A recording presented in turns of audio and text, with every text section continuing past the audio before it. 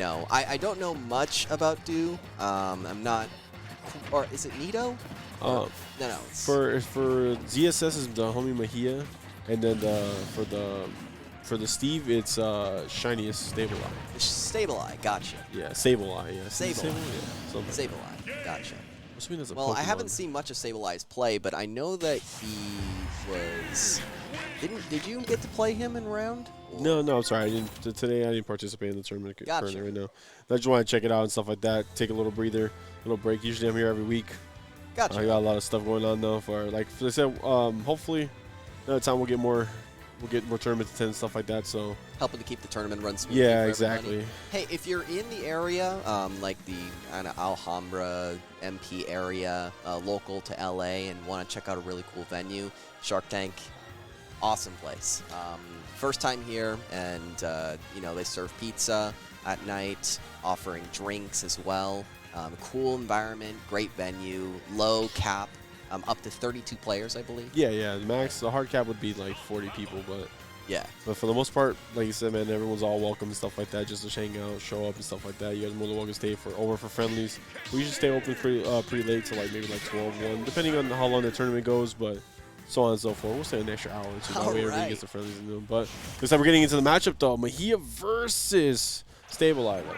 Sableye. You know, I'm kind of rooting for my man Steve here, but honestly, this could go either way. Steve is, unfortunately, with all that creativity comes kind of a limited movement options, except for like minecart. So knowing Zero Suit Samus's ability to kind of dominate neutral with her movement, this could honestly go either way. Yeah. What I'm seeing right now is a lot of pressure from.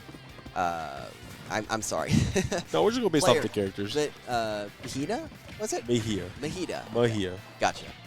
So Mejia is definitely showing that he's fairly comfortable in the matchup.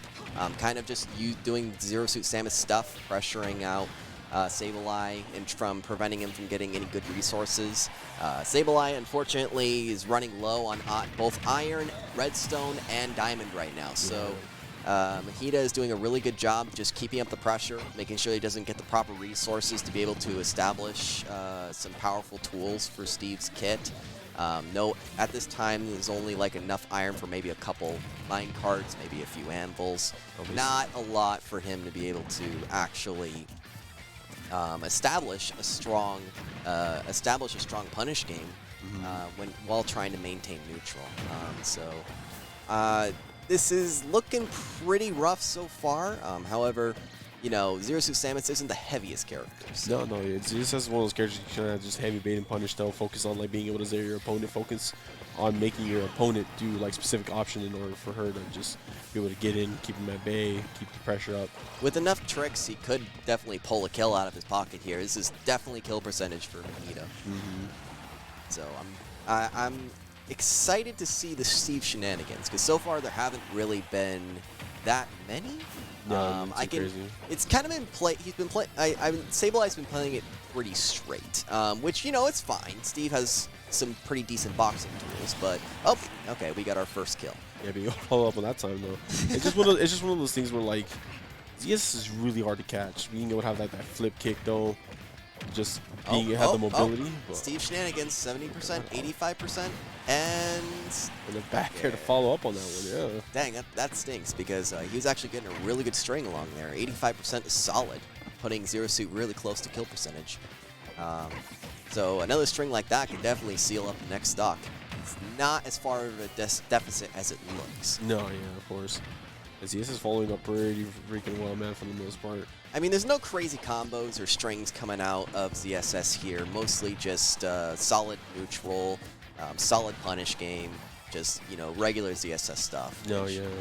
Maybe Sableye is not too familiar with the matchup. That's kind of what I'm getting the vibe of, and that's game one. Yeah, being able to take it that time though. After the first game though, this is a best of 5 if I remember correctly though. So absolutely, we can see how far this game will go though.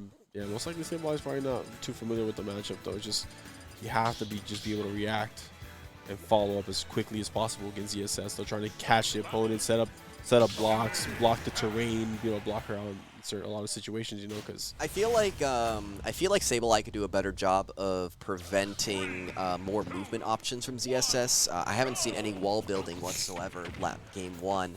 I just think that Sableye isn't sure how to deal with ZSS's zoning and pressure, especially because you need to know how to do that as Steve in order to get the resources to be able to easily kill ZSS and prevent like a lot of these kind of combo shenanigans from happening in the first place. No, yeah, exactly. But I mean, as much as just got a combo right now, only being a 65. I mean, 69 is not too crazy right now, though, but still enough to get a kill. Relatively easy. I think that right now, Steve is kind of ahead just because, again, Steve's a little bit heavier. Probably going to take a little bit more for Mejia to kill at this percentage, but I don't know. On Callus, anything is possible. No, yeah, especially being able to build the blocks, man. It's such a huge map. Yeah. All Steve usually has to do is just try to build enough terrain, though, just enough blocks around, though, try to limit ZSS's movement to be able to follow up and catch him. That's the first grab we've seen, so that's that's something. That actually is very important. One of the things that EE did that was really good in the last tournament I watched was he was using back throw to kind of just establish space and use that to mine resources, which actually that's something that I'm interested Sableye's not doing a ton of. He's not taking these opportunities to space out ZSS to really mine a ton of resources, because those resources are really going to come in handy in this matchup. Yeah, he was at least able to take the first stock, though, right now. Let's see how long he can build up from that, though. See if he can build some extra credit before he actually ends up dying or something. I think it's totally possible, knowing Steve being able to get these easy strings. This could definitely be quite a few percentages, which could be necessary for this second game. Okay, some offstage happenings. Just build blocks. He has no issues just being stalling right there for the meantime. And the worst thing is that you can just stand on the block, grab ledge, put the block again, and then just it'll be considered as you touching the ground, though, so you still get the intangibility. And on top of that, you can also mine resources on top of the block, which whatever sense that makes. That's crazy. But while that is a smart move, and ZSS doesn't really have a lot of tools to poke under the stage like that, unfortunately, he didn't capitalize that much off of it. The percentage difference is pretty solid. I'd say for Sableye right now, having an additional 50% lead on board right now. What's up? Yeah, I can see it. Yeah. Yeah, just looking for the chat right now real quick. That's all you wanted to see right now immediately. So we can see some of our lovely viewers. Appreciate you, brothers, for those who are tuning in right now. Yeah, thank you for supporting the stream. Always a pleasure. All right, let's see what we got. Oh, we're still 2-2 stocks right now, pretty much even percentage, though. This is pretty much anybody's game at this point. I think he'll follow up, though. We'll go for the straight out B. Yeah, that's a pretty good punish. Unfortunately, it wasn't as even as it looked. He definitely lost quite a few percentage lead in that exchange. And early stock kill from ZSS, you really don't want to see that. Yeah. Especially since ZSS isn't really known for her kill potential, so that is a bit unfortunate. Trying to go back there, though. Trying to bait some option out, though. We see just to grab the ledge like no issue. Those are bait plays right there, though. That was pretty sick. Oh, being able to get baited. All right, that's exactly what I love to see. Steve just hanging out on the side of the stage, waiting for ZSS to come to him. Yeah. So that was a perfect punish right there with the anvil. But speaking of perfect punish, that down smash was absolutely disgusting, and that settles it for the second game. At least he sent the message, though. Even going into game 2, he sent the message like, you know, don't chase me off stage. Don't chase me off stage. Or get reversals immediately like that, though. But Mejia was able to finish up, though, too. That's crazy, though, to taking game 2 now. And honestly, as I was telling some of the guys here, you know, sometimes it's not about winning, it's sending a message. Exactly. So if the momentum can swing for Sableye here, this could potentially turn around for a Game 3 victory. Steve has the tools for it, and as long as he's doing a decent job of adapting to ZSS's neutral, then this could be okay. And as I speak, ZSS kind of doing ZSS things, zoning out Steve. So far, not a lot of adaptation. Maybe he could try playing a little campier. Try to get some of those resources. Just trying to do quick burst options like that, though, but just being able to finish up the kill, though, man. Minecart was not in his favor this time, though. Just, I'm going to look at the page. Oh, nice crouch on there, avoiding the up smash. Yeah, I think that ZSS has kind of figured this out.